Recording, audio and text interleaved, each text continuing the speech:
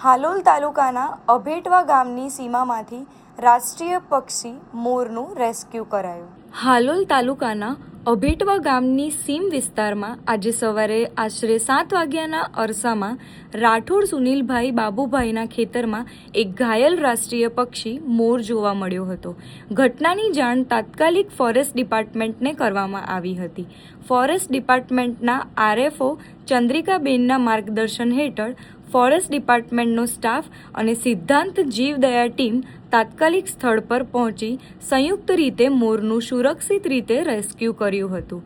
Rescue બાદ ઘાયલ મોરને સારવાર માટે હાલોલ પશુ હોસ્પિટલ ખાતે લાવવામાં આવ્યો હતો, જ્યાં પશુ ચિકિત્સકો દ્વારા પ્રાથમિક દવા સારવાર કરવામાં આવી હતી। વધુ સારવાર અને યોગ્ય દેખભાળ માટે મોરને ધોબીકુવા રેસ્ક્યુ સેન્ટર ખાતે ટ્રાન્સફર કરવામાં આવ્યો છે।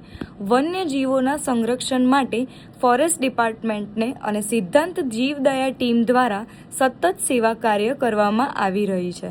કોઈ પણ ઘાયલ અથવા મુશ્કેલીમાં મુકાયેલા વન્યજીવ જોવા મળે તો તાત્કાલિક સંબંધિત વિભાગને જાણ કરવા અપીલ કરવામાં આવી છે।